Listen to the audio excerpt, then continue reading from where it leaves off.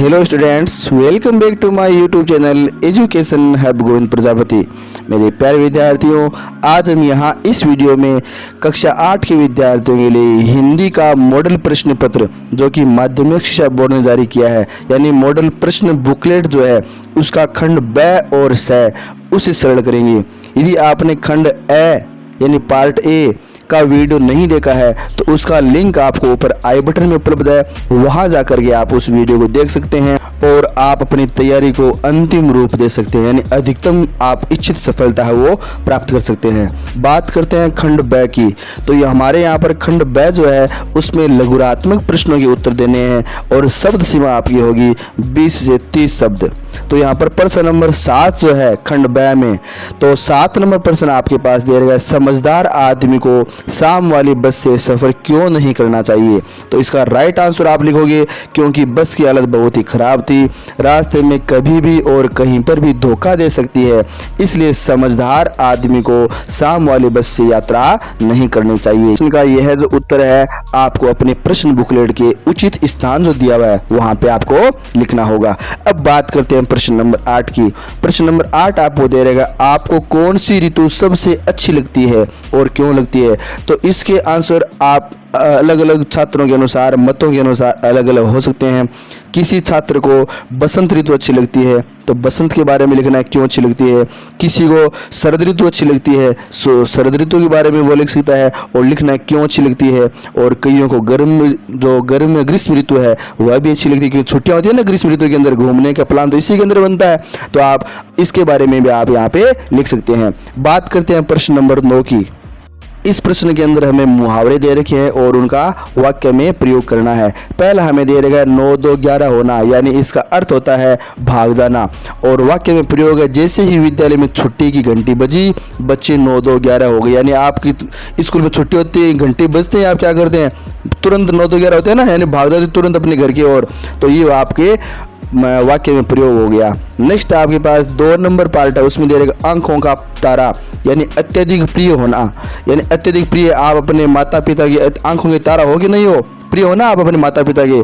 तो यहाँ पर आपको वाक्य में प्रयोग करना है, भगवान श्री कृष्ण माँ यशोदा के आंखों के तारा थे। यह आपका वाक्य प्रयोग हुआ, उचित मुहावरे का वाक्य प्रयोग हो गया। अब बात करते हैं प्रश्न नंबर 10 की। उसमें दे रहेगा प्र उपसर्ग, उपसर्ग है ना, प्र उपसर्ग लगाकर 2 नए शब्द बनाने हैं। तो मैं आपको बता दूं मेरे प्यारे बच्चों, उपसर्ग जो होता है हमेशा शब्द के पहले लगता है यानी आगे लगता है, जबकि प्रत्यय जो होता है वो शब्द के बाद में लगता है यानी पीछे लगेगा। हमें बात उपसर्ग की करनी है, उपसर्ग वाले 2 शब्द बनाने हैं। तो यहाँ पर हमें जो उपसर्ग है वो पहले लगाने हैं, किसी शब्द के पहले लगा करके नए शब्द जो हमें बनाने होंगे। तो पहला शब्द हम ले रहे हैं प्र प्लस बुद्ध, प्रबुद्ध, प्र प्लस बुद्ध, प्रबुद्ध जो है एक हमने नया शब्द बनाया है प्र उपसर्ग लगा करके।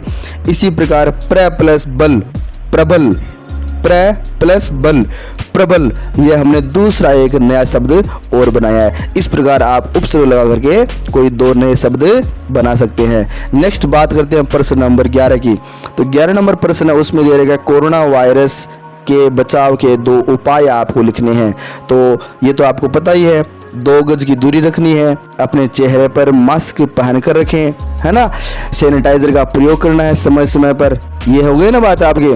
और इस प्रकार आप कोरोना वायरस से बचाव के अनेक उपाय जो है इनमें से केवल 2 उपाय आपको यहाँ पे लिखने हैं। नेक्स्ट क्वेश्चन है हमारे पास, गाड़ी चलाते समय कौन कौन सी सावधानी हमें रखनी चाहिए, यानी गाड़ी चलाते समय कौन कौन सी सावधानी रखें। तो उसमें मुख्य रूप से 3-4 पॉइंट हमें लिखने हैं। जैसे पहला हमने लिखा है गाड़ी चलाते समय सीट बेल्ट बांध कर रखें। सेकंड हमने लिखा है गाड़ी चलाते समय फोन का प्रयोग नहीं करना है। 3 नंबर पॉइंट महत्वपूर्ण है, गाड़ी चलाते समय यातायात नियमों का पालन अनिवार्य रूप से करें। और 4 नंबर पॉइंट वो तो उससे भी महत्वपूर्ण है, नशे में कभी भी गाड़ी नहीं चलानी चाहिए। ये आपके 3-4 पॉइंट सावधानी के रूप में हमें यहाँ पे लिखने होंगे। अब हम बात करते हैं नेक्स्ट जो क्वेश्चन है, क्वेश्चन नंबर 13 उस प्रश्न की। और उसमें प्रश्न हमारे पास दे रहेगा, साइकिल की विनम्र सवारी क्यों कहा गया है, यानी साइकिल की सवारी है उसे विनम्र क्यों कहा गया है। तो इसका आंसर आपको यहाँ लिखना है, क्योंकि यह बहुत ही कम खर्चीली है तथा इसे सीखना व चलना बहुत ही आसान है। और इसका फायदा क्या है हमारे वातावरण के लिए, इससे प्रदूषण भी नहीं होता है। क्या नहीं होता है? इससे प्रदूषण भी नहीं होता है। इसलिए साइकिल की विनम्र सवारी कहा गया है, साइकिल की विनम्र सवारी कहा जाता है। अब बात करते हैं हम नेक्स्ट क्वेश्चन की। नेक्स्ट 14 नंबर क्वेश्चन है, उसमें हमारे पास दे रखा है कामचोर कहानी क्या संदेश देती है। कामचोर कहानी जो है आपकी पाठ्य पुस्तक में है ना, कामचोर कहानी, वह हमें क्या संदेश देती है उसके बारे में हमें यहाँ पे लिखना होगा। कामचोर कहानी का संदेश क्या है, यानी आपको उत्तर जो लिखना है वो ये है, कामचोर कहानी यह संदेश देती है कि माता पिता को चाहिए कि बच्चों में घर का कार्य करने की आदत डालनी चाहिए। वे अपने छोटे छोटे काम स्वयं करें, स्वावलंबी बने, उन्हें निठल्ला बिठाकर नौकरों पर आश्रित नहीं करना चाहिए। यह मुख्य रूप से कामचोर कहानी का हमें संदेश है। अब हम नेक्स्ट प्रश्न लेते हैं, प्रश्न नंबर 15 से 17 तक। यहाँ पे आपको गद्यांश को पढ़ करके आंसर देने हैं, यानी जो गद्यांश दे रखा है अपठित गद्यांश, इसे आप पढ़ोगे और 3 प्रश्न पूछेंगे, 15, 16 और 17। आपको उनके उत्तर देने हैं। प्रत्येक प्रश्न 1-1 अंक का है और इस प्रकार 3 अंक आपका यहाँ पर ये गद्यांश है वो आपको देगा। तो आप पहले गद्यांश को पढ़ना है। गद्यांश हमारे पास है, पर्वत की अंधेरी घाटियों में एक नदी भी बहती थी। अपने रास्ते पर बिखरे पत्थरों को तोड़ती, शोर मचाती हुई यह नदी बड़े जोर से समुद्र की ओर लपकती जाती थी। जिस जगह पर नदी और समुद्र का मिलाप होता था वहाँ लहरें दूध के झाग सी सफ़ेद दिखाई देती थी। अब इन प्रश्नों का हमें उत्तर यहाँ पे देना है। क्वेश्चन नंबर 15 है, नदी कहाँ पर बहती थी? तो पर्वत की अंधेरी घाटियों में नदी बहती थी। ये आपको यहाँ पे आंसर है वो लिखना होगा। नेक्स्ट 16 क्वेश्चन, नदी और समुद्र के मिलाप के स्थान पर लहरें कैसी दिखाई देती थी? यानी उनका मिलाप जो है नदी और समुद्र का, वहाँ लहरें किस प्रकार की दिखाई देती थी? तो इसका जो राइट आंसर हमारे पास वह दूध के झाग सी सफ़ेद उस स्थान पे हमें दिखाई देती थी। अब हम बात करते हैं नेक्स्ट प्रश्न की। 17वां प्रश्न जो हमारे पास है वह है, शोर मचाना शब्द का अर्थ बताइए। तो शोर मचाने का अर्थ होता है आवाज करना, बहुत अधिक जोर से बोलना। यानी शोर मचाने का अर्थ आप क्या लिखोगे? आवाज करना। ये था आपका 17 नंबर प्रश्न। और अब बात करते हैं प्रश्न नंबर 18 की। उसमें आपको एक पद्यांश दे रखा है और उस पद्यांश की जो पंक्तियां हैं उनका आपको भावार्थ लिखना है। दे रखा है ना, शीश पगा न जगह तन में प्रभु, जाने को आई बसे के ही ग्रामा।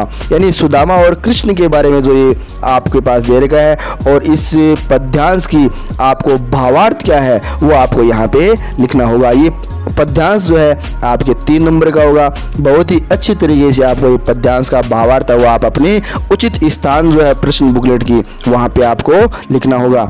इसके पश्चात आपका खंड 6 आता है, यानी खंड ब तो यहाँ पर कंप्लीट हो गया 18 प्रश्न तक। और अब आपका खंड 6 है वह शुरू होगा और खंड 6 के अंदर आपको 19 नंबर और 20 नंबर प्रश्न है। यानी प्रश्न नंबर 19 जो है उसमें आपको एक शीर्षक दे रहेगा किसी कहानी का और उसकी कहानी आपको यहाँ पर उचित स्थान पर लिखनी है। कहानी आपके अथवा के अंदर है, यानी आपकी चॉइस है। पहला पार्ट है उसमें दे रहेगा मेहनत का फल मीठा होता है, उसके बारे में लिखेंगे। या आपको अगर ये नहीं आती है तो जैसे को तैसा उसके बारे में आपकी कहानी तो आपने बच्चों बहुत पढ़ी, छोटी क्लासों के अंदर भी आपके अध्यापकों ने खूब बताई है कहानियाँ। उनमें से कोई सी भी एक आप कहानी यहाँ पे लिख सकते हैं। बच्चों जहां तक संभव हो आपकी पाठ्य पुस्तक में अगर ऐसी कहानी हो तो वही लिखनी होती है। और पाठ्य पुस्तक वाली आपको अगर याद ना आए एक समय पर तो आप जो पीछे किताबों के अंदर आपकी पढ़ी हुई कहानी वो भी आप यहाँ पे लिख देना, लेकिन प्रश्न को छोड़ना नहीं है आपको, ये आपको ध्यान रखना है। बात करते हैं प्रश्न नंबर 20 की। तो इसके अंदर भी ये प्रश्न 5 नंबर का है। एक तो आपके प्रार्थना पत्र है और प्रार्थना पत्र आपको न आए तो एक संवाद दे रखा है किसी उत्सव और वार्षिक उत्सव, उस पर संवाद आप भी यहाँ पे लिख सकते हैं। लेकिन मेरा आपको रिकमेंड है आपको प्रार्थना पत्र ही लिखना है, क्योंकि इसके अंदर पूरे के पूरे आपको नंबर है वो अध्यापक देता है। प्रार्थना पत्र बहुत ही सही तरीके से आपको उचित स्थान पर लिखना है। सर्वप्रथम आपको लिखना है सेवा में श्रीमान प्रधानाध्यापक महोदय, यानी बहुत ही शुद्ध आपको ये लिखने हैं, क्योंकि इन्हीं के आधार पर आपकी पूरी की पूरी जो प्रार्थना पत्र होता है उनके अंकों का निर्धारण जो है वो होता है। उसके पश्चात विषय लिखना है और कोमा के स्थान पर कोमा, खड़ी पाई के स्थान पर खड़ी पाई, ये सब आपके इन सभी के आप प्रार्थना पत्र का पता चल जाता है कि इस विद्यार्थी को प्रार्थना पत्र लिखना आता है या नहीं आता है। और अंत में आपको प्रार्थी साथ ही लिखना है। जो प्रश्न बुकलेट में प्रश्न में नाम दे रखा वो लिख दोगे, नहीं तो आप कोई सा भी नाम लिख सकते हैं। और दिनांक जो अमुक एग्ज़ाम है वो लिखोगे आप, यानी 1 मई को आपका एग्ज़ाम है तो दिनांक आप लिखोगे 1 मई 2022। अब हमारे पास प्रश्न बुकलेट का अंतिम प्रश्न बचा है 21 नंबर प्रश्न। किसी एक पर निबंध आपको लिखना है और 8 नंबर का यह निबंध है। बहुत ही महत्वपूर्ण निबंध आपके यहाँ पर है। आपको 3 ऑप्शन दे रखे होंगे, जिस पर आपको अच्छा निबंध आए, अच्छा यानी तैयारी की हुई निबंध वो अगर आ जाए तो वही आपको लिखना। किसी एक पर पहला है हमारा विद्यालय, दूसरा दे रहा है किसी यात्रा का दृश्य, तीसरा दे रहा है स्वच्छ भारत अभियान, ये इंपॉर्टेंट है स्वच्छ भारत अभियान, और चौथा मैं आपको रिकमेंड और करता हूँ कोरोना एक महामारी। ये निबंध भी काफ़ी महत्वपूर्ण है, कक्षा 10 के बोर्ड एग्जाम के अंदर भी आया है और आपके भी आ सकता है, तो इसकी तैयारी भी आप अच्छी तरीके से कर लेना। अगर इसका वीडियो आपने नहीं देखा है कोरोना निबंध का, स्पेशल मैंने 3 मिनट का वीडियो बनाया है, वो नहीं देखा है तो उसका लिंक भी मैं आपको ऊपर आई बटन में दूंगा।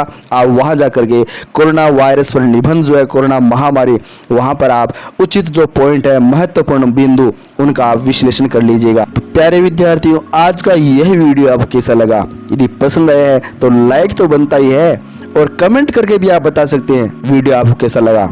आप अपने मित्रों को अधिक से अधिक इसे शेयर भी कर सकते हैं। शेयर करने का किसी प्रकार कोई चार्ज नहीं है, कोई आपको भुगतान नहीं देना है, ताकि आपके मित्र भी शेयर करने पर अधिक से अधिक इस वीडियो का लाभ उठा सकें।